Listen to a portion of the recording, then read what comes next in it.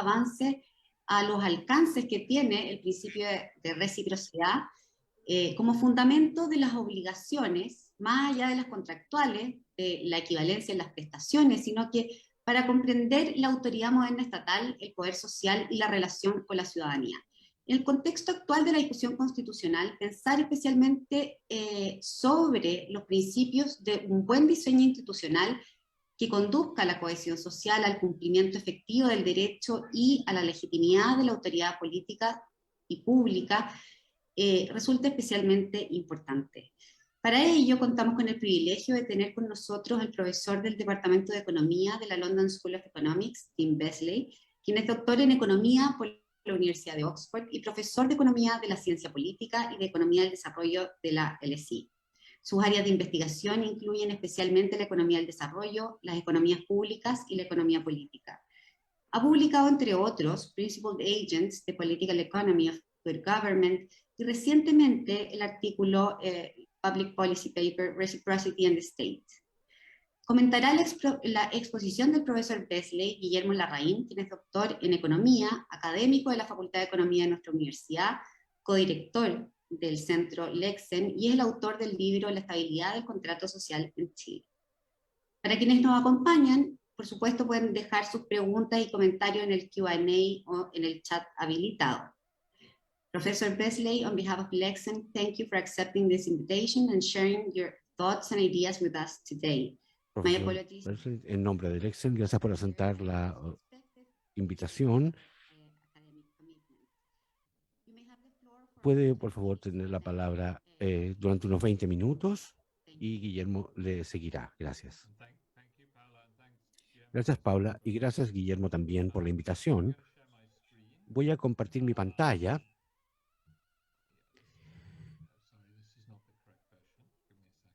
Esta no es la versión correcta, un segundo. Aquí estamos. Bien. Déjenme mostrar esta pantalla. Voy a hablar acerca de, en este trabajo, reciprocidad y el Estado, y me permite tocar una serie de temas que yo creo que muchos países están siendo juzgados por el momento actual, todo en relación respecto a cómo han respondido a temas específicos como la crisis de COVID o el cambio climático, pero también hay que presentar esto en un contexto histórico más amplio que nos importa. Así que creo que todos nos importa el tema, la pregunta. Yo creo que están aquí porque les preocupa el tema de qué hace que el Estado funcione de manera efectiva. Y eso es como describimos la efectividad del Estado de vez en cuando y en lugar y lugar. Pero en mi trabajo, el trabajo que he realizado, que destaca lo que voy a hablar hoy, he identificado 3 dimensiones clave de las que hablamos en términos de capacidades de los estados. Y articulamos esas como capacidades fiscales, la capacidad fiscal, el poder del Estado para crear ingresos de los ciudadanos, la capacidad legal, el poder del Estado de regular el mercado y también de sujetar el mercado con instituciones legales y también capacidad legal en la vida social. Y luego, el tercero es la capacidad colectiva, la habilidad de los estados que crean para que los ciudadanos se reúnan y provean bienes públicos, provean salud, educación e infraestructura para contribuir a la vida diaria de los ciudadanos. Yo creo que cuando pensamos acerca de estas 3 dimensiones de la efectividad del Estado, todo el trabajo se volvió muy duro en la pandemia. Principalmente los gobiernos tuvieron que recaudar montos adicionales. Hubo nuevas leyes en algunos países, ya sea para regular los comportamientos, ya sea económicos u otros, y la provisión colectiva del cuidado de la salud fue clave. Yo creo que estos van a ser también grandes temas de la manera en que respondemos al cambio climático. Estos son centrales, son temas centrales que siempre están allí, y cómo se manifiestan depende de la circunstancia en particular. Por lo tanto, la charla que les voy a dar hoy realmente puede pensarse acerca como ubicada dentro de esta conversación más amplia, que creo que es más importante. Es importante darse cuenta que han habido durante los últimos 100 años o 120 años cambios bastante dramáticos. Y este es un ejemplo para ilustrar esto. Y estos datos son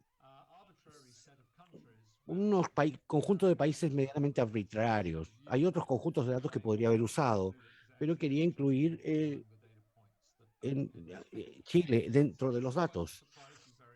Ah, algo que no les sorprenderá mucho, pero si todos volviéramos a 1900, encontraríamos que el promedio de este conjunto de países, que incluye países de ingresos medianos y altos, era muy inusual que el Estado recaudara más del 10% del Producto Bruto Interno en impuestos. Para el final del siglo XX, no era poco común que algunos estados, Suecia era un ejemplo, que recaudara 40% del Producto Bruto Interno en impuestos. Así que durante el siglo XX hubo un cambio muy dramático en la efectividad del Estado.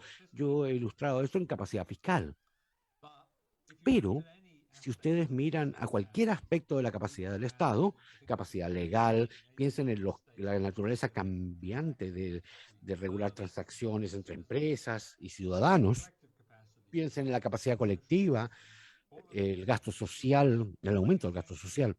El siglo XX yo creo que en 200 años yo no estaré presente, pero en 200 años cuando la gente escriba la historia del siglo XX, lo que más se va a notar va a ser el que fue un siglo transformador respecto a la efectividad del Estado. Ahora, hay dos enfoques para entender la capacidad del Estado y uno va a conectarnos con exactamente de lo que estoy hablando hoy día, que es la reciprocidad. El primer enfoque es el que mi trabajo temprano con Thorsten, cuando comenzamos a explorar la economía política y la capacidad del Estado, tomó un enfoque muy institucional, las razones por las cuales algunos estados crecían y vimos que había un tema en obtener el marco institucional correcto. Eso no es lo mismo que el marco constitucional. Parte de las instituciones son la Constitución, pero dentro de esas hay otras instituciones que son más informales, los sistemas partidarios, las legislaturas, cómo eligen organizarse para obtener resultados más cooperativos. Después vimos el problema de construir capacidad del Estado a partir de cómo construían sus instituciones. En mi trabajo más reciente con Thorsten, miré más de esto de manera sociológica, con un enfoque sociológico, no solamente con el marco institucional, sino cómo tenemos normas de reciprocidad entre los ciudadanos y el Estado. Y esto fue influenciado por un libro de Margaret Levy, que es una cientista político, que se llama Regla e Ingresos, que hablaba acerca de la centralidad de lo que ella hablaba, la,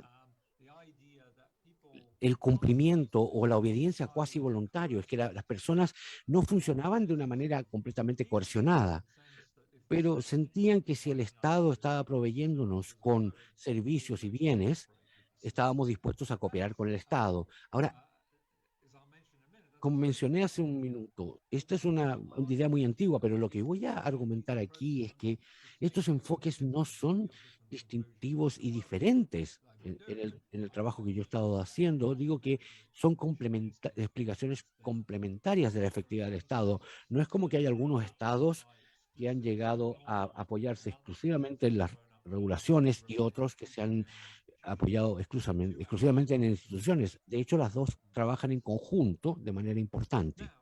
Ahora, para hablar acerca de esto, para pensar acerca de esto, uno tiene que pensar acerca de qué es la reciprocidad y de dónde viene la reciprocidad. Y lo tenemos en las ciencias sociales, no solamente en la economía y la sociología o la antropología o la psicología acerca de esto, pero hay dos maneras de pensar acerca de ello. Una es la reciprocidad como una especie de relación contractual. Así que podemos pensar que si usted es una empresa y tiene un proveedor de bienes, luego usted efectivamente está en una relación recíproca. Usted le paga a la empresa y la empresa le entrega el servicio o los bienes que usted ha contratado. La reciprocidad puede ser solamente una relación contractual formal. Pero es más interesante, y de eso quiero hablar también, es que hay una relación informal donde yo hago algo y espero obtener algo a cambio. No lo hemos escrito, no tenemos un acuerdo formal, es algo, tenemos un acuerdo tácito al respecto. Ahora, yo voy a hablar acerca de las aplicaciones de estas ideas en la economía política, pero aún así no creo que tengamos un enfoque sistemático en particular al respecto, pero yo argumentaría que va al centro de lo que pensamos y que nos permite establecer un orden social en la sociedad es si podemos establecer normas de reciprocidad. Cuando, bueno, para la gente que ha estudiado esto, hay distintos niveles. Uno lo podemos estudiar a nivel biológico. Robert Trivers, que es un biólogo bastante famoso, argumenta que de hecho alguna de las bases para la reciprocidad es inherentemente biológica y él estudió las poblaciones de pájaros y las aves tienen comportamientos recíprocos en su población. Pero creo que las áreas, todo el mundo dice, sí, tenemos nociones formales, pero el área que es interesante desde nuestro punto de vista es el contexto cultural, principalmente donde la reciprocidad es parte de este cemento, este adhesivo cultural. Y tenemos algunas plantillas. Obviamente tenemos familias, por ejemplo. Las familias son inherentemente recíprocas, entidades recíprocas donde las personas hacen cosas unos por los otros y por distintos motivos, pero básicamente la familia es un nexo de reciprocidad. Así son también las comunidades pequeñas. Para la mayoría de ustedes en la sociedad, todos, en un principio todos vivíamos en comunidades pequeñas, hasta hace muy poco. Y muchos de los materiales culturales, si quieren decir, lo hemos heredado de una comunidad ideal que es una red de obligaciones recíprocas. Nosotros hacemos cosas por la comunidad y la comunidad es recíproca con nosotros.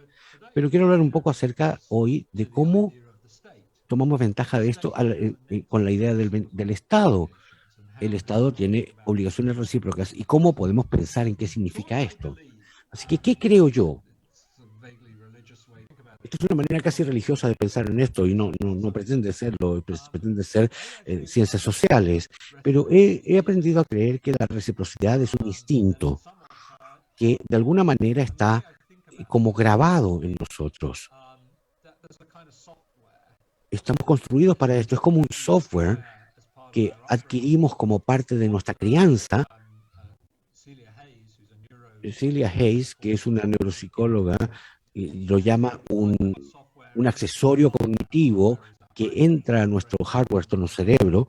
Nuestro cerebro viene de un proceso evolutivo y es una especie de coevolución de una cultura genética. Y hay evidencia de esto, por ejemplo, la fisiología, de la manera en que desarrollamos la fisiología del habla, que se desarrolla en parte para acomodar que nos hablamos unos a otros, así que con el tiempo la evolución biológica responde a nuestra evolución cultural. Así que hay bastante evidencia al respecto. Así que lo que hacemos es que desarrollamos estos instintos culturales y, y en el pasado, a lo largo de las generaciones, con las familias. Y aquí hay una cita muy bonita de Bales y Parson, que es un sociólogo, y que hablaba acerca de la familia como una fábrica para producir personalidades humanas. Así que en efecto, lo que sus padres hicieron por ustedes cuando ustedes eran niños es cargarles un software por medio de un proceso y usted fue observando y aprendiendo de ellos y adaptó ese software a las circunstancias de su propia experiencia personal. Pero es una especie de proceso de cómo subir el software. Entonces, ¿qué implica esto? Bueno, esto es algo que estudié en mis investigaciones, una relación reflexiva entre el marco institucional y la reciprocidad, y voy a explicarlo. Entonces, yo creo que cuando pensamos acerca del Estado y qué hace que el Estado sea efectivo, nos apoyamos en los ciudadanos nos comportamos de una manera civil, por ejemplo, vamos y pagamos los impuestos, nos presentamos de voluntarios para soldados, obedecemos la ley, y hay un juego entre el marco institucional formal que hace que las sociedades, intenta que hagan esto las sociedades. Si nos apoyamos, por ejemplo, en pago de impuestos voluntarios totalmente, seguramente vamos a tener mucha más evasión fiscal de la que tenemos. Así que hay como un juego entre las instituciones formales y las informales respecto al pago de impuestos. Y lo voy a mostrar un poco. Si usted mira los datos del valor del mundo, es muy claro que la gente cree que debe pagar sus impuestos como parte de su responsabilidad cívica. No es algo que solamente que se sientan solamente obligados al respecto, por ejemplo, por la amenaza de ser encarcelados. Ahora, estas cosas también pueden emerger, también pueden colapsarlos. Y hay una especie de, para usar lo que llamamos en economía dinámica no lineal, son donde la noción de reciprocidad es desafiada, positiva o negativamente. Hay una historia, por ejemplo, de guerras y epidemias. Entonces tenemos el impacto, por ejemplo, de la muerte negra, que durante años asoló Europa. Y millones de personas durante un largo periodo de tiempo murieron en la muerte negra. Muchas personas que han estudiado eso, que llevó a efectos psicológicos a muy largo plazo y muy profundos en las sociedades, porque creíamos que cada 50 o 100 años habría una reaparición de epidemias como la muerte negra, y eso afectó la manera en que organizamos nuestra vida. Hay muchas maneras diferentes de pensar acerca de la reciprocidad. Como dije, está codificada, escribimos reglas. En los deportes, por ejemplo, tenemos reglas que están escritas e incluyen elementos de reciprocidad. ¿Qué pasa si alguien hace algo mal a alguien? Hay un castigo. Y esto ocurre. A veces son psíquicos y a veces son materiales. Entonces, por ejemplo, pues me pueden castigar en términos materiales por violar una norma o en términos psicológicos. También puede ser sociales o privados. Yo hago alguna actividad con alguien más y realmente importa cómo salga esto, o puede ser que esto sea a nivel de sociedad, que los castigos sean a nivel social y los beneficios también sean a nivel social y no a nivel del individuo. Así que mucha complejidad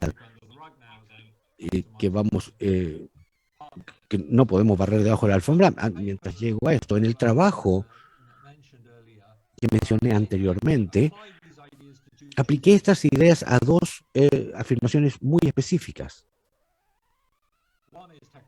Una es una serie de actividades públicas donde estas ideas son centrales, pero en el contexto de los impuestos. Yo pienso que los impuestos es una relación muy recíproca entre el Estado y los ciudadanos. No es solamente una relación coerciva donde el Estado estruja al ciudadano para que pague los impuestos. Yo creo que es un error de aficionados ignorar esto, de pensar que todo es coerción. Por ejemplo, mucha gente, uno los escucha hablar y creo que es una visión equivocada. Pero si volvemos a la parte principal, hay una cita de Joseph Schumpeter, que es un economista que dice que, de hecho, él fue el fundador de la sociología fiscal. Así que sí, lo hace un líder. La historia fiscal de las personas es una parte esencial de su historia general, una enorme influencia en el destino de las naciones, emanando del sangrado económico que las necesidades del Estado tienen. Así que yo creo que los impuestos son una parte central de la historia de la reciprocidad, y la otra es el aseguramiento. Ahora miremos a la respuesta de Cameron y, bueno, disculpen. Entonces, la visión económica convencional de los impuestos es que pagamos los impuestos porque nos obligan a hacerlo y que el cumplimiento es involuntario y tenemos que construir poder coercivo. Tenemos que tener instituciones que hagan a la gente pagar. La visión de la reciprocidad es que mucho va a depender de lo que el gobierno hace con los ingresos de los impuestos. Si creemos que el gobierno solamente va a construir palacios y para la gente que está en el gobierno y no implementar programas públicos valiosos, va a ser muy difícil que las personas se les pueda hacer pagar sus impuestos. Si pensamos en los impuestos acerca de una especie de contribución condicional y no pagos obligatorios. Así que tenemos, por ejemplo, aquí del cumplimiento voluntario, la idea. Entonces, tenemos una especie de moral impositiva. Tratamos de construir una moral como en el contexto militar construimos la moral de las tropas. Hablamos de la moral de los pagadores de impuestos, de los contribuyentes, cómo se sienten al respecto. Y resulta que hay una pregunta en el WBS, que si es justificable hacer trampa en sus impuestos si tienen la oportunidad. Y en un punto, en la escala de 10 puntos, esta pregunta se ha hecho en 94 países con 300.000 comentarios. Alrededor del 63% de la población del mundo no creen que es justificable evadir impuestos. Cuando miramos a esto, bueno, la gente de más ingresos piensan que evadir es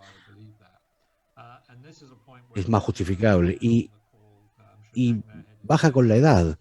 Entonces, es mucho más prevalente en los hombres que en las mujeres. Las mujeres son mucho más probables que crean que no está justificado, y también es importante porque se correlaciona con la confianza en el gobierno. La gente que tiene confianza en el gobierno es más probable que diga que no es justificable. Pero es muy interesante también que esto varía en muchos países del mundo. No voy a decir qué país es cuál, pero hay una distribución bastante importante y yo he eliminado los extremos de esto. Hay un gran extremo negativo que es Haití. Tiene la peor moral impositiva del mundo, sería fuera de la escala en este gráfico. Lo interesante también es que aunque varía por los países, es muy estable en el tiempo. Así que si miramos, por ejemplo, los más jóvenes y los más viejos, hay un movimiento entre las cohortes, pero es algo que parece que se transmite en las poblaciones a lo largo del tiempo, alineado con esta idea que hay una especie de proceso de transmisión de cultura respecto en el tiempo. Hay una breve palabra acerca de los seguros sociales, o el seguro social, que tradicionalmente las familias y las mutuales, las organizaciones mutuas, son la base de cualquier sociedad que teníamos. Organizaciones mutuales organizadas por clanes, hay como sociedades amigables, que algo se llamaba así, donde la gente se unía, algo que se llamaba, por ejemplo, la Hermandad de Mineros en Alemania, que era un dispositivo institucional para tratar de proveer una especie de seguro, y por supuesto la nación ahora lo tiene bajo su control. Ahora, lo que es interesante es que hay elementos materiales y psíquicos. Por supuesto que si yo contribuyo a un fondo de enfermedad o mi pensión, yo obtengo beneficios materiales, un seguro, y por supuesto eso ayuda a relajar la falta de incentivo para pagar impuestos, porque contribuimos en la base de que obtenemos beneficios de contribuir. Pero también hay elementos psíquicos cuando pensamos acerca del Estado como un asegurador, que no necesariamente igualamos lo que yo obtengo del Estado a lo que yo pagué al Estado, porque estoy obteniendo un beneficio de seguros. Con la salud es muy obvio, yo no quiero cobrar el seguro de salud, quiero buena salud. Entonces, hay una sensación material. ¿Cuándo yo debo obtener del sistema de salud en referencia a cuánto voy a poner? No tiene sentido, porque es una especie de seguro. Es muy interesante que en los estados de bienestar la gente habla acerca de el modelo bismarckiano versus el Beveridge. Y Bismarck fundó el estado recíproco más temprano en Alemania, el primero. Así que él no lo estaba haciendo porque él en sí, o incluso la gente que estaban cerca de él, les interesaba tener beneficio de tener un estado de bienestar. Él lo vio como una manera de evitar el socialismo. Y él habla acerca de la inseguridad social del trabajador es la causa de él lo veía como que evitaba que el Estado colapsara. Beveridge, que es el liberal social, él no era un socialista. Él pensaba que debíamos hacer en la base de, una vez más, una especie de tradición liberal de reciprocidad. Y en ambos casos, la idea central bajo el establecer el estado de bienestar fue la reciprocidad. Me voy a saltar al resumen y conclusiones porque me gustaría llegar a las preguntas y respuestas. Lo que he querido argumentar es que el rol del Estado debe enfrentarse entendiendo la centralidad de la reciprocidad en la creación de los estados modernos y apalancar normas y regulaciones en las que todos pensamos igual para desarrollar las capacidades de los estados-nación. Algunos países, por ejemplo, se han ido del principio de contribución, como el Reino Unido, y trato de reafirmar el debate en el Reino Unido de si necesitamos reafirmar el principio de reciprocidad, porque si pensamos que las consecuencias dinámicas podrían erosionar el caso para tener un Estado fuerte y debilitar el principio de reciprocidad en el diseño del Estado. Y es muy interesante porque estos debates han sido muy central a la respuesta contra el COVID, porque básicamente en Gran Bretaña no tenemos un sistema de seguro social, tuvimos que crear un sistema de programas para poder apoyar a los trabajadores de la noche a la mañana, porque básicamente no teníamos esos acuerdos recíprocos. Yo creo que van a ser muy importantes cuando volvamos a pensar acerca de la distribución de los problemas del cambio climático, quién paga y quién gana los beneficios. Yo creo que es una visión recíproca de que estamos beneficiando de las acciones de otros para tener una respuesta al cambio climático. Así que yo creo que estos son temas que están vivos en la manera en que pensamos acerca de la efectividad del Estado y cuánto pertenece al marco constitucional y cuánto es interrelacionado con las normas y la cultura, que sería el debate central que deberíamos tener. Así que muchas gracias. Bueno, muchas gracias, Tim. Paula, como dijo, se fue porque tenía otra reunión y recuerdo que esta reunión se pospuso 30 minutos y es por eso que ella no va a poder estar con nosotros para la última parte de la sesión. Así que déjenme primero decir qué tan oportuna es esta discusión, esta conversación y qué tan importante es reflexionar acerca de los temas que fueron mencionados por Tim Besley. En particular, estamos en dos partes del proceso, usted debería saber eso. Estamos en el proceso de elegir un nuevo presidente en 2 semanas. Estaremos hablando entraremos en elecciones y el foco principal de mi presentación tendrá que ver con su concepto de reciprocidad y los impuestos. Volveré a esto más tarde. Pero también estamos en proceso de cambiar la Constitución y habrá un cambio probablemente en el régimen político que ambos buscan mejorar nuestra capacidad colectiva y nuestra capacidad legal. De las 3 capacidades que usted mencionó en el principio de su charla, están siendo revisadas hoy día. Discutiendo esto con la óptica de la reciprocidad me parece a mí extremadamente útil para nosotros. Ahora, de acuerdo, el tema de la elección presidencial, nos concentraremos en el tema de los impuestos. La mayoría de los candidatos han mostrado programas de gastos muy ambiciosos en pensiones, en vivienda, en salud, que lo que llamamos en Chile derechos sociales. Para apoyar este esfuerzo en gasto, se espera aumentar en un monto muy grande la recaudación de impuestos, 4% del PBI, un candidato ahora del 8% del PBI en un tema de en un lapso de 4 años o 6 años, pero estamos hablando de una expansión muy grande de la base impositiva para poder apoyar estos gastos. bajo el gobierno de Bachelet en 2014, ella ganó la presidencia con una promesa similar, aunque era más modesta. Ella dijo que su reforma de impuestos recaudaría un 3% del PBI y al final el resultado fue mucho más pequeño que eso, un tercio de lo que afirmaron que iban a recaudar. Así que el tema es cómo en estas circunstancias, cómo es posible incrementar la capacidad de manera sostenible para financiar altos niveles de bienes públicos y servicios públicos. En sus palabras, ¿cómo podemos construir un Estado efectivo? Y eso es un gran desafío, yo creo, que en lo que me gustaría concentrar la conversación y le haré unas preguntas al respecto del tema. Las personas que están escuchándonos, por favor, envíen sus preguntas por el Q&A o por el chat. Y si quieren preguntar en castellano, pregunten, se van a traducir las preguntas. Entonces, la idea de la reciprocidad es extremadamente bienvenida y me gustaría fomentar a la gente, pedirle a la gente que reflexione acerca de esto y que lea el trabajo de Tim que vamos a poner en nuestra página web.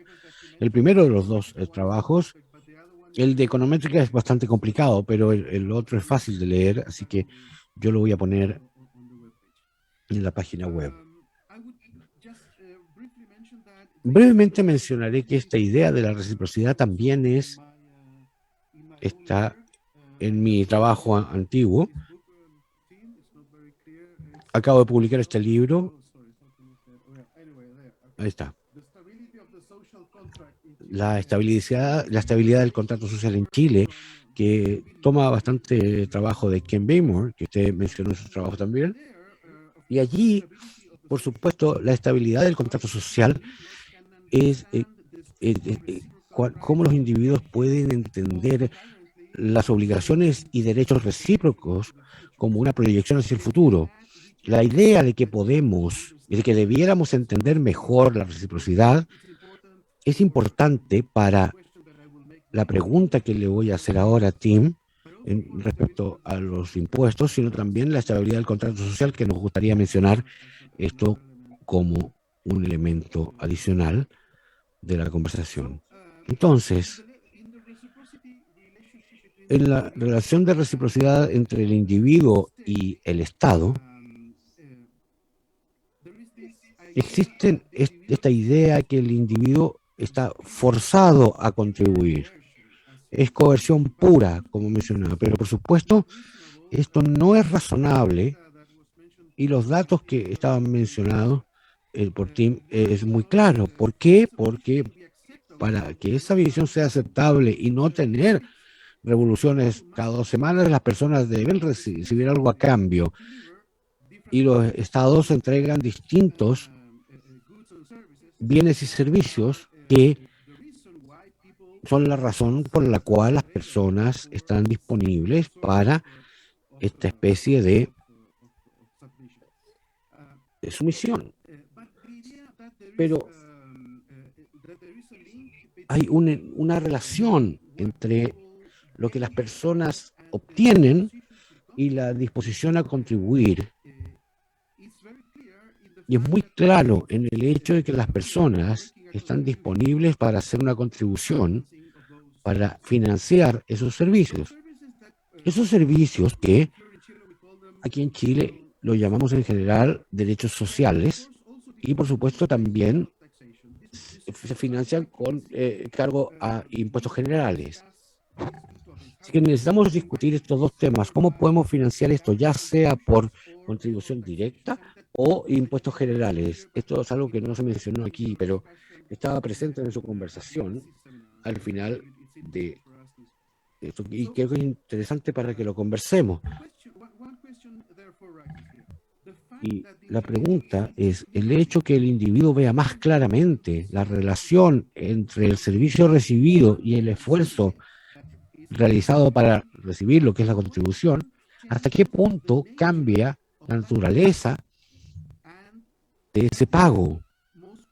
Y algo que la mayoría de las personas creen es que si un impuesto al trabajo es realmente una contribución si usted valora los servicios que usted recibe de parte del Estado, porque si usted ve eso como un impuesto al trabajo, hay muchos elementos en contra de utilizar contribución directa para financiar esos derechos sociales. Pero hasta cierto punto, no voy a decir que nieguen que haya un impuesto, pero si reducen el cargo del impuesto, quizás podría explicarse por qué en Europa, por ejemplo, usted tiene tantos impuestos al trabajo, pero al mismo tiempo los grados de informalidad son mucho más bajos que en América Latina, por ejemplo, en Chile en particular.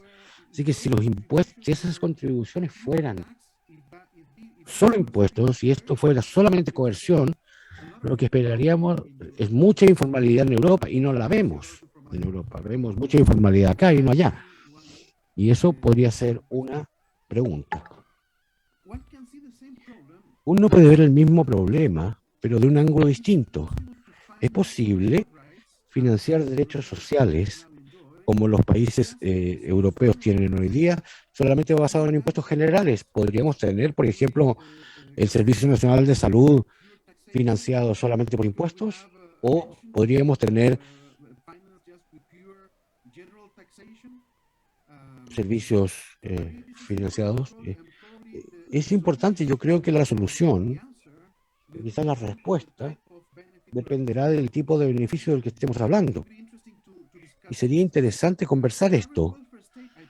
El estado de bienestar actual no sería capaz de proveer los mismos beneficios usando impuestos generales sin reforzar la idea de trabajo forzado.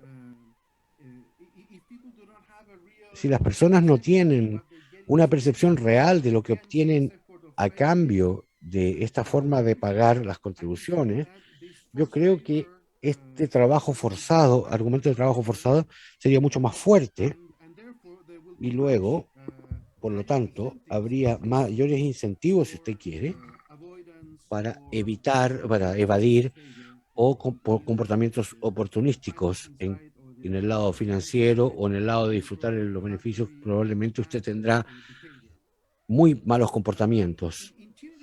En Chile esto es muy importante porque la fuente principal es el IVA, el impuesto al valor agregado. Y la idea es tener, tanto como sea posible, impuestos no distorsionales y para poder hacer la redistribución por gasto. Y cuando usted mira a los datos de la OCDE, este no es el caso realmente. El poder de redistribución del Estado es extremadamente bajo en Chile o México o en Turquía, en los datos de la OCDE, pero donde es extremadamente alto en el Reino Unido. Cuando miramos al coeficiente de Gini en el Reino Unido, en precios de mercado, es muy similar a Chile, a precios de mercado. El Gini, antes de la acción del Estado, es muy similar, pero luego de los impuestos, el Gini en el Reino Unido cae significativamente, pero en Chile casi se mantiene igual. Entonces, yo supongo que la idea es que en Chile tenemos es de tener estos impuestos no distorsionales y solamente redistribución por gasto. Yo creo que tiene dos problemas y me gustaría ver si usted puede comenzar a comentar al respecto. Uno es la reciprocidad, al crear condiciones acerca de las personas ricas que sienten que no tienen beneficios directos del Estado, creamos condiciones psicológicas y políticas para eludir y evadir impuestos. ¿Por qué voy a pagar impuestos si no recibo nada de ello? Pero también, y ese es el segundo punto, la economía política del gasto público también cambia, presumiblemente contra los derechos sociales, porque la gente rica no los disfruta y la composición del presupuesto de política económica probablemente está sesgado con esos gastos hacia las personas o cosas que las personas disfrutan, como por ejemplo seguridad, infraestructura pública, caminos, etcétera. Mi punto final tiene que ver con su última frase en el seminario LC, que para mí fue muy provocadora. Usted dijo, y estaba hablando acerca del Reino Unido, por supuesto, usted dijo que si nosotros pensamos acerca del Estado como uno de ellos y nosotros, entramos a territorio peligroso. Me pregunto si el problema de los países latinoamericanos en particular es que estamos en esa posición. Estamos en ese territorio peligroso en la que estamos en un estado en que hay mucho de ellos y nosotros. Y tratando de resolver ese problema de ellos y nosotros, que es quizás la clave para resolver el subdesarrollo. Y ellos aplican a aquellos que evitan eh, pagar impuestos, transfiriendo sus bienes al extranjero, que sería la gente rica, pero también en el país, ellos aplica a ellos aquellos que eventualmente les gustaría disfrutar servicios sociales gratis. Ellos pagan, yo disfruto, yo no pago porque ellos disfrutan. Y, y, y está la visión opuesta del país, diciendo que somos los que pagamos, financiamos el Estado, deberíamos tener más elección en definir cosas o en nuestra democracia, o la gente pobre dirá que nosotros somos los que toleramos en paz las reglas del juego injustas. Así que podríamos explicar el subdesarrollo en cierta dimensión con esta división de entre ellos y nosotros que usted comenzó en su presentación anterior. Así que me gustaría quedarme aquí con mis comentarios y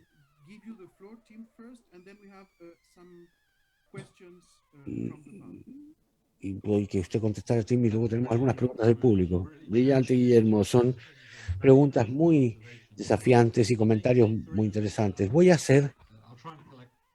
tratar de recolectar algunas de las cosas y hacer 3 respuestas.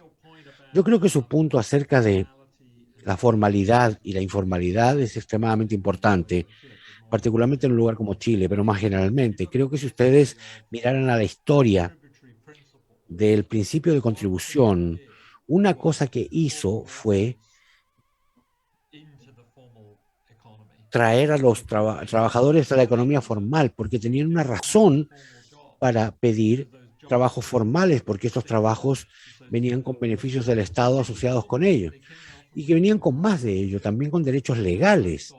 Entonces el crecimiento de los derechos formalizados y legales, protección contra trabajar en un lugar peligroso, por ejemplo. Todas esas cosas a menudo venían de tener empresas que tenían que registrar a sus empleados, por lo tanto tener que cumplir con regulaciones de salud y seguridad, para cumplir con regulación de sueldo mínimo, e igualmente para dar acceso a los trabajadores a varios beneficios del Estado, principalmente jubilaciones, pensiones, hasta cierto punto beneficios de salud.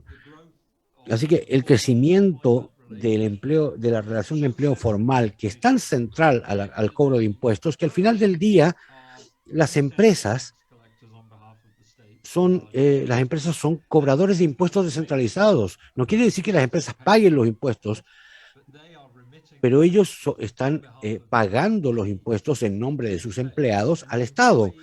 Y el empleado tiene un gran incentivo que su empleador pague ese dinero al Estado, porque ciertas cosas que el empleado recibe dependen de que el Estado, de que su empleador cumpla con estas obligaciones. Así que yo creo que hay una gran historia alrededor de lo que usted estaba diciendo, y yo recuerdo siendo en varios paneles de política, por ejemplo, en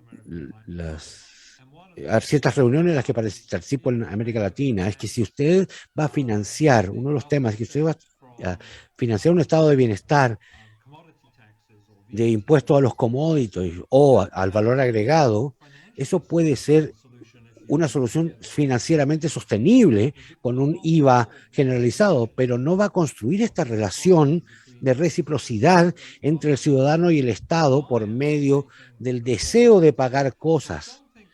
Así que no creo que necesariamente querramos hacer todo por lo que llamamos reciprocidad estrecha, como una pensión, yo pago esto y obtengo esto, pero sí creo que ha sido muy importante en la historia de construir estados, es que esta ha sido una relación clave a lo largo del tiempo. Pero en términos de apalancar esto para una especie de nivel más alto de reciprocidad, que es impuestos más generales,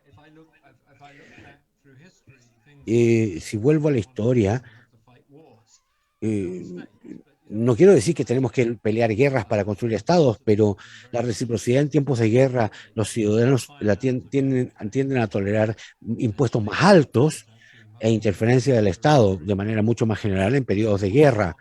Así que es realmente destacable mirar a cómo, si miramos a Gran Bretaña en la Segunda Guerra Mundial, el Estado efectivamente fue capaz de eh, tomar el control de gran cantidad de recursos, incluso de los impuestos generales, no en la base de que estamos peleando, esto es una guerra. Ahora, ciertamente no estoy diciendo que debiéramos creer que, o que necesitamos guerras para construir estados. Hay un gran debate al respecto. El excepcionalismo europeo tuvo que perfeccionar el arte de la guerra y finanzas de la guerra, porque existencialmente había partes de Europa que eran conquistadas por otros, pero yo creo que es interesante, y reflexionando acerca de la pregunta, es que cuáles son los equivalentes a esto, las cosas que las personas pueden decir que esta es la base de un nuevo contrato social, un nuevo orden social, porque bueno, podemos decir que hay oportunidades en COVID. COVID fue un gran shock y hubo mucha gente en la economía o la sociedad que han estado, muy poca gente que estuvo totalmente aislada del impacto del COVID. Es un shock similar de ese tipo, podría usarse para construir un incremento generalizado en impuestos. No lo sé. Otro es, por supuesto, el cambio climático. Al final del día, si vamos a responder a la crisis climática de una manera equitativa, relativamente equitativa, por supuesto que vamos a tener que usar muchos finanzas de impuestos, porque si no, las personas en la parte inferior de la distribución de ingresos va a pagar gran parte del costo del cambio climático, principalmente trabajos que desaparecen en algunos sectores de la economía. Así que yo creo que es una cosa muy central, pero siempre estamos, mirando, quizás Inglaterra es un ejemplo arquetípico, siempre estamos luchando contra la tendencia a querer servicios públicos suecos y niveles americanos de impuestos. Esto ha sido la gran lucha que hemos tenido durante 40 años. La gente mira a Escandinavia y dice, miren estos servicios públicos, no queremos eso. Y luego miran a los americanos y dicen, bueno, nos gustaría que nos cobraran los impuestos que cobran Estados Unidos. Y es realmente cómo deciden reconciliar esas demandas tan competitivas de dónde pueden venir esta reciprocidad. Pero voy a decir algo más al respecto. No creo que podamos subestimar la importancia de la clase media y la gente de ingresos medianos, no como votantes, pero como ciudadanos. Al final del día, los ricos son más ricos en algunas sociedades que otras, dependiendo de la forma de la curva de distribución de ingresos, pero a no ser que uno pueda realmente hacer que los votantes de ingresos medios estén al centro de esta relación recíproca, no podremos construir un Estado efectivo recíproco, porque en Gran Bretaña, porque a pesar de la disponibilidad de seguros privados de salud, la gran mayoría de la gente de clase media usa el NHS, Servicio Nacional de Salud. No importa que los muy ricos no utilicen los servicios de salud mucho, importa mucho que los pobres los usen, pero importa por encima de todo que las clases medias se mantengan comprometidas psicológicamente y materialmente en el sistema de salud. Y ahora puede aplicar mucho más altos niveles de impuestos a las personas de ingresos medios cuando están entrando a un bien público muy uniforme. Yo creo que el modelo ideal es un modelo de universalidad. No se trata de que el Estado esté al servicio de los pobres o de los ricos o de la clase media. Es como tratar de tener una base retórica para construir, pero no se trata de ellos y nosotros. Hasta el punto de que usted puede construir la nación de universalidad y no necesita construir una gran cantidad de progresividad en el sistema de impuestos para lograr esto. Puede tener una base muy amplia, incluso impuestos proporcionales. Eso va a recaudar mucho. Todo el mundo paga la misma proporción de sus ingresos. No digo que estoy defendiendo esto, pero eso incluyendo a los ricos. Usted puede recaudar mucho dinero y tener un Estado universal muy efectivo si usted puede, por ejemplo, cobrar promedio 35% a toda la población. Así que a menudo, normalmente está muy enfocado en tener muy altos niveles de progresividad en los impuestos. Es bueno tener eso, pero no es necesario para recaudar mucho. Así que creo que no he cubrido todo lo que usted dijo, pero he tratado de responder. Y un comentario muy provocativo al final, lo voy a hacer ahora. Y esto es que el rol del presidencialismo versus parlamentarismo, quizás es una gran pregunta para ingresar al debate, pero yo estoy muy sorprendido que la mayoría de los estados de bienestar de Europa han sido construidos en democracias parlamentarias, no en democracias presidenciales, donde las democracias presidenciales son unos vientos de frente. Eso, bueno, ustedes están haciendo su reforma constitucional, pero la manera en que funcionan los sistemas parlamentarios yo creo que son mucho más conductivos a construir coaliciones amplias de votantes que puedan trabajar en conjunto en este tipo de programas con finanzas amplias, financiamiento amplio. Y yo creo que hay algunas teorías y alguna evidencia de que el parlamentarismo como una forma institucional podría ayudar, pero esa es una gran pregunta que tirarles al final, así que seguramente usted tiene otras cosas. Sí, es una gran pregunta, una pregunta que hemos estado conversando. Tenemos ciclos de conversaciones. Este ciclo es acerca del contrato social, pero hace poco terminamos uno de régimen político, que eso es ciertamente parte de nuestra conversación. Tenemos dos preguntas, Tim. Por favor, déjenme resumirlas porque son muy largas. La primera es de Ginette Barbera. Dice, ¿tiene usted alguna sugerencia? Porque hay personas aquí. El proceso constitucional fue aprobado en un plebiscito por el 80% de la población. Fue extremadamente fuerte en apoyo. Pero aún así hay personas que les gusta el régimen anterior, si quieren decir, apoyan el régimen anterior, y hay hasta cierto punto están bastante activos en, no voy a decir boicotear, pero voy a decir poniendo problemas para que el proceso avance.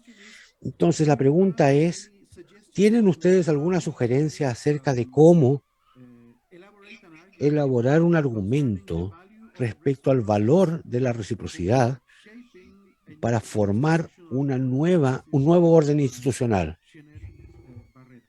Esta es la pregunta de Ginette Barrera. María Angélica Jiménez, ella habla acerca de cómo la reciprocidad podía ser incluida dentro del proceso presupuestario, porque ella cree que esto depende mucho en el ministro de Finanzas, donde hay muy poca conversación política al respecto de otras preocupaciones que tiene la gente. Así que la pregunta se podría refrasear quizás como en el proceso de presupuestos, en principio estamos muy preocupados de la idea de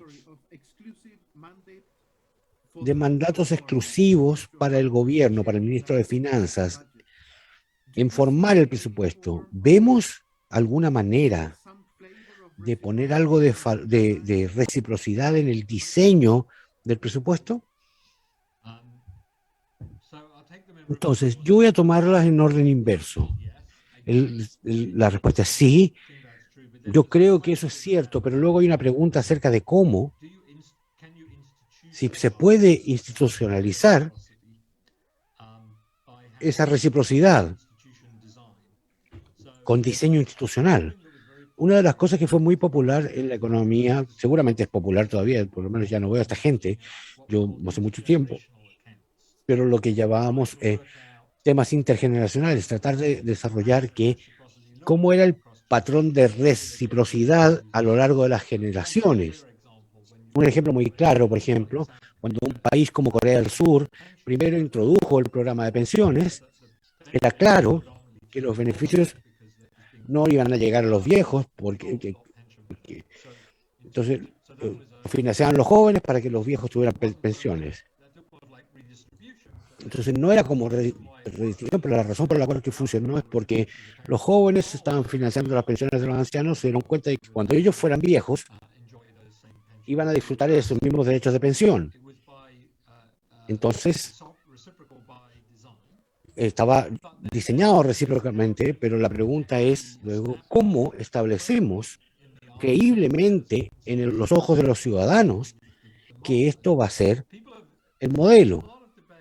Hay mucho debate, y yo de hecho me he involucrado en algunos de estos debates en el Reino Unido. Creo que hasta cierto punto en todos los países han pasado respecto a si las instituciones fiscales pueden construir o asistir a construir esa relación entre generaciones que sea creíble. Nosotros tenemos una oficina de responsabilidad presupuestaria en el Reino Unido, cuyo trabajo es ver o supervisar las proyecciones fiscales de parte del gobierno. Ahora, una de las cosas para la que se creó esta oficina de responsabilidad presupuestaria es qué otras cosas debería hacer, porque no solamente va a auditar las proyecciones físicas del gobierno, los fiscales del gobierno. Pero una de las cosas que va al centro de la reciprocidad es si debiera ser responsable de mapear los aspectos intergeneracionales de las finanzas públicas y establecer cómo las generaciones iban siendo tratadas igualitaria o no igualitariamente, y he estado tan ocupado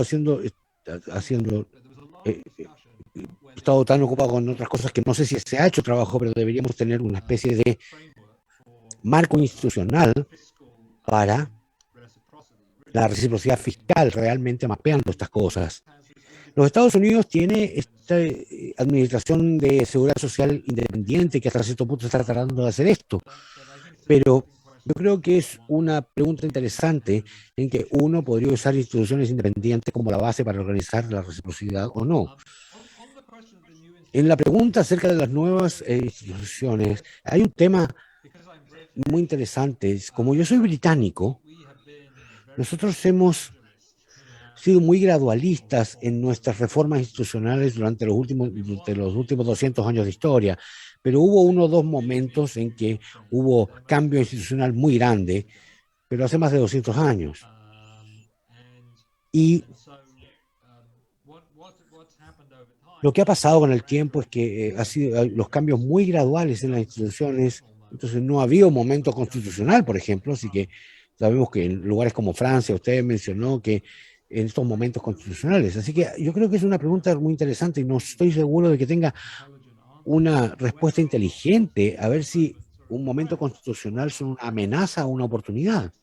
Hasta cierto punto podemos decir que son una amenaza porque el riesgo es que las personas ahora lo vean como un momento de reinicio, así que quizás las normas no apliquen y por lo tanto el riesgo es que las normas puedan deteriorarse en estos momentos constitucionales. Pero el otro es que si pensamos, ustedes mencionaron el trabajo de Ken Binmore, otro teórico del juego, que está tratando de coordinar las expectativas alrededor del cambio, así que quizás los momentos constitucionales son un momento de reinicio donde las expectativas pueden reiniciarse como parte de un nuevo acuerdo constitucional, pero yo realmente no sé la respuesta acerca de si la amenaza, el argumento de la amenaza o del reinicio son más preponderantes, y seguramente la respuesta va a depender de cómo usted maneje estos momentos de cambio constitucional. Pero hacerle una pregunta a un británico al respecto no es lo mejor, porque nosotros simplemente no hacemos cambio constitucional. Nosotros vamos haciendo muy pequeñas de cambios incrementales en la historia del Reino Unido, y ni siquiera tenemos una constitución. Tenemos una serie de reglas nada más, que hasta cierto punto es más complejo, porque usted tiene que revisar muchos más documentos para poder entender exactamente qué es lo que está pasando. Ahora, déjenme hacerle una última pregunta. En términos de cumplimiento de los impuestos, en su trabajo econométrico trató de identificar las condiciones para las que la reciprocidad intrínseca en ver el tema de los impuestos. ¿Cuáles son las conclusiones de este trabajo? Ya las leímos, pero ¿qué piensa al final del día? ¿Cómo podemos apoyar el cumplimiento de impuestos si queremos crear un Estado más eficiente? La manera en que yo lo veo es que hay un círculo virtuoso al que usted quiere entrar. Entonces, ¿cómo quiero pensarlo en ese trabajo? Y todavía lo pienso de esa manera, es que uno tiene que prestar atención a una dinámica, un proceso quizás de aprendizaje dinámico. Y el marco teórico puede ser un proceso bastante suave, pero la realidad es que es un proceso lleno de perturbaciones. Y tener la oportunidad de visiblemente aprender de la experiencia, para que si las personas ven el Estado involucrado en mejorar sus vidas por gasto visible. Así que es un argumento, es decir, bueno, los gobiernos deben ser muy claros acerca de cómo están gastando sus ingresos, cómo está comunicando a los ciudadanos acerca de los beneficios de esos gastos. Y yo argumento en el trabajo, esto debería llevar a una especie de retroalimentación, en una sensación positiva y reciprocidad. Si yo estoy aprendiendo a creer en el Estado y su efectividad como un proveedor de bienes y servicios públicos, hay manifestaciones visibles de esto. Así que, por ejemplo, entrar a un hospital público la primera vez después de la Segunda Guerra Mundial, por ejemplo, sería un ejemplo, y que no se le pida que paguen después de la experiencia. La gente habló de ese efecto transformacional que existió en la psicología de las personas. Teníamos un sistema de salud que ya no les cobraba. Y el argumento era que eso ayuda a subir una especie de nuevo software, con mi analogía de reciprocidad, como una especie de hardware y software dentro de nuestras cabezas, y como una cosa cultural, un componente cultural. Usted está constantemente allí para pedir a las personas que actualicen su software con experiencias positivas acerca de lo que el Estado puede hacer. Yo tengo una anécdota de mi juventud cuando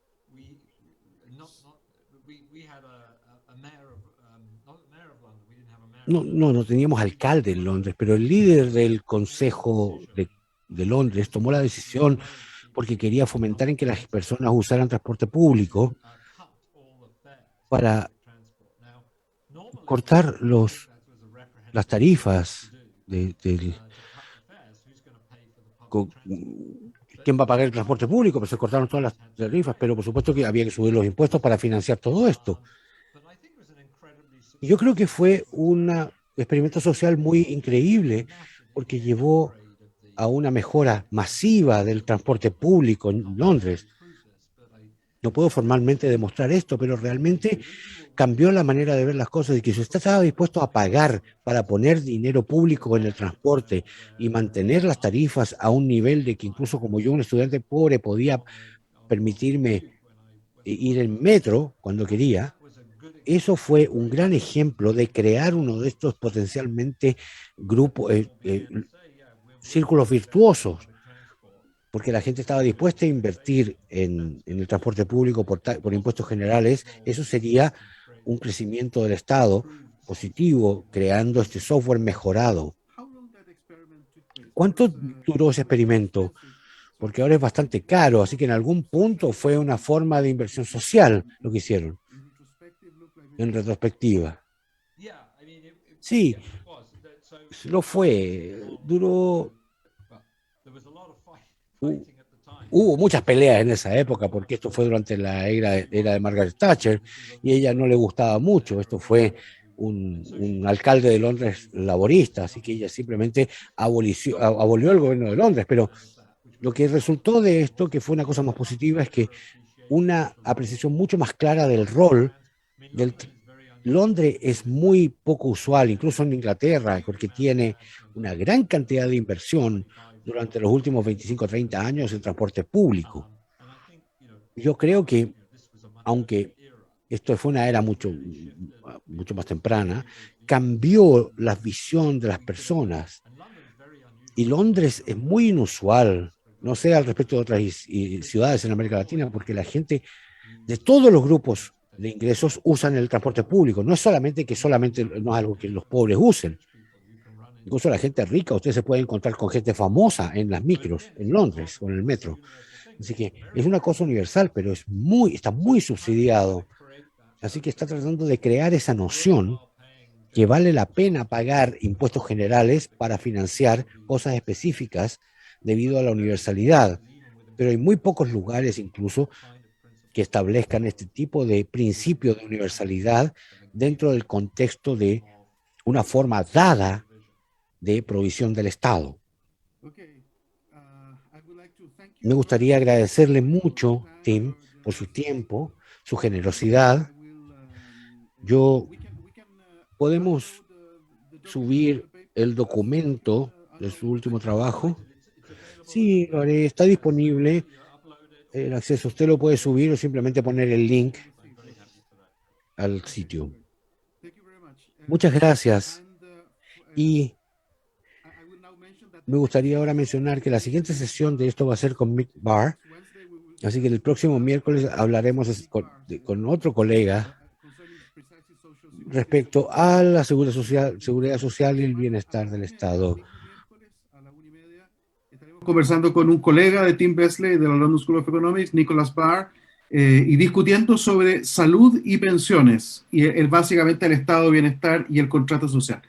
Muchas gracias y nos vemos entonces la próxima semana. Thank you very much, Tim. Thank you very much. Gracias, Tim. Muchas gracias. Recording stopped.